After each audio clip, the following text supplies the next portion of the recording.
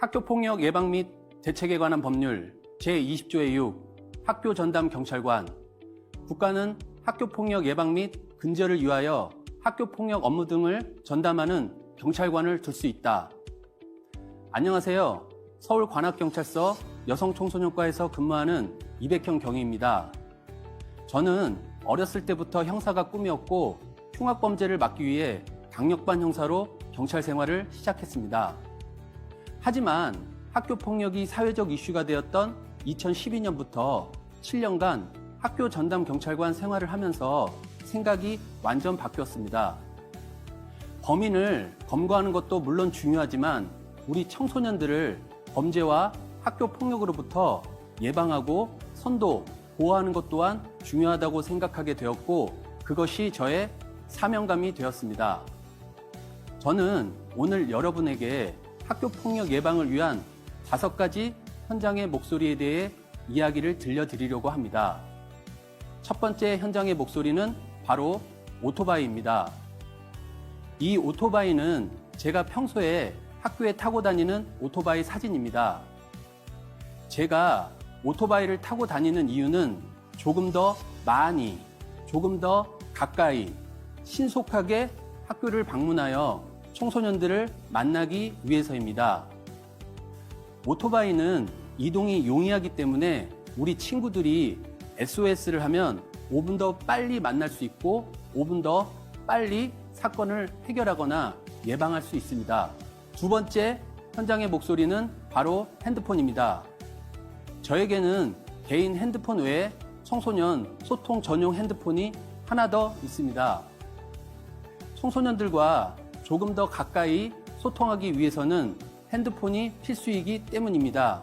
세 번째 현장의 목소리는 바로 SNS입니다. 제가 2012년도에 처음 SPO를 시작할 때는 10명 남짓 정도의 청소년들의 연락처와 사진이 있었는데요.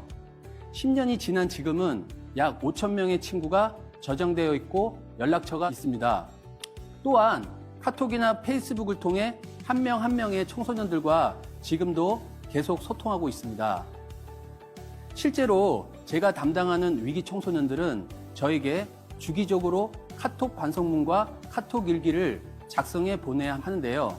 이렇게 하는 이유는 손으로 글을 쓰는 것보다 SNS에 익숙한 요즘 아이들이 반성문과 일기를 전달하는 과정을 통해 자신의 잘못을 반성하고 일상을 스스로 기록하면서 뒤돌아볼 수 있는 시간을 가르쳐주기 위해서입니다. 이런 것들이 습관화가 되면 문제가 있던 친구들도 점차 변화를 가져오고 그것은 저에게 다시금 힘차게 나아갈 수 있는 원동력이 되었습니다. 또 한 번은 부모 이혼 후 학교를 자퇴하고 학생들의 금품을 발췌하던 위기 청소년을 검거한 적이 있었습니다. 물론 처벌은 하였지만 그걸로 끝내지 않고 SNS 친구가 되어 안부도 물으면서 사이버 멘토가 되었습니다. SNS를 통해 서로 공감대를 형성하며 인식 변화를 유도한 결과 그 청소년은 신문 배달 아르바이트를 했고요.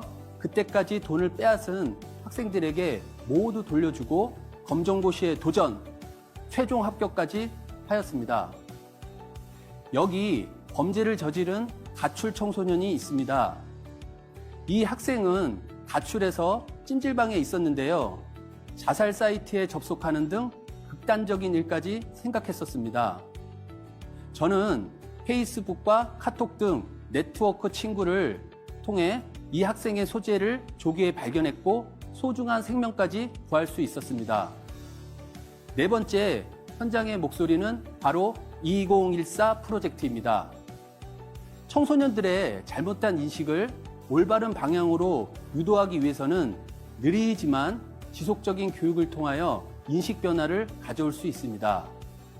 저는 이 점을 강조하기 위해 스스로 2014 프로젝트라고 이름 지었습니다. 20번의 만남으로 한 명의 위기 청소년을 사랑으로 구한다 라는 뜻입니다. 개구리 왕눈이라는 만화 주제곡에 7번 넘어져도 8번 일어나라 라는 가사가 있고 7.8기 홍수환 권투 선수가 있습니다. 7번 다운되고 8번째 일어나 상대 선수를 KO시켜 세계 챔피언이 된 한국의 권투영웅. 엄마, 나 챔피언 먹었어! 라는 말이 유행이 되었죠.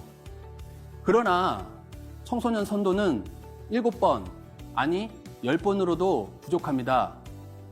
저는 청소년과 최소 20번을 만나고 고민해야 어느 정도 라포 형성이 되며 그로 인해 서로가 친밀함이 생기고 더 나아가 믿음과 신뢰할 수 있는 관계가 될 수 있다고 생각합니다. 어느 날 제가 담당하던 한 위기 청소년으로부터 한밤중에 전화가 걸려왔습니다. 그 학생은 오토바이 절도 전과만 10차례가 넘는 친구였습니다. 전화 내용은 주차되어 있는 오토바이를 절도하려는 유혹의 순간 불현듯 저의 얼굴이 떠올라 훔치지 않고 포기했다는 내용이었습니다. 이 청소년의 재범을 막을 수 있었던 바탕에는 2014 프로젝트가 있었습니다. 5번째 현장의 목소리는 바로 명함입니다. 학교폭력 예방 및 대책에 관한 법률 제15조 학교폭력 예방교육 등 학교의 장은 학생의 육체적, 정신적 보호와 학교폭력의 예방을 위한 학생들에 대한 교육을 학기별로 1회 이상 실시해야 한다라고 법에 필수로 명시되어 있습니다. 저는 학교폭력 예방교육 시 저의 명함을 아이들에게 나누어 줍니다.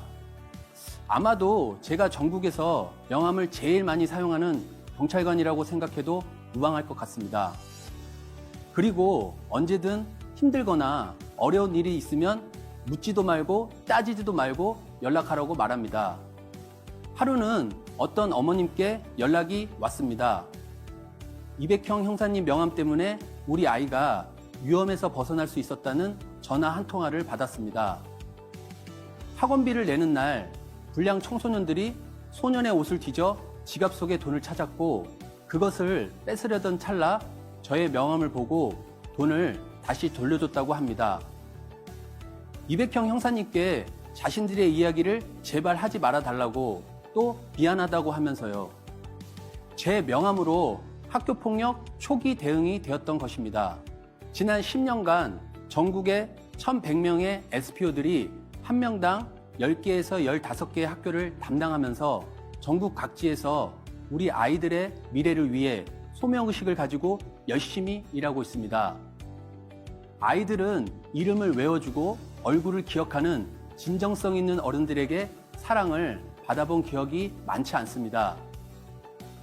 지속적인 관심만이 아이들을 변화시킬 수 있습니다. 더 많은 아이들을 살리고 싶습니다. 더 많은 아이들을 건강한 사회 구성으로 내보내고 싶습니다. 그러기 위해 함께하는 시스템을 마련해야 합니다.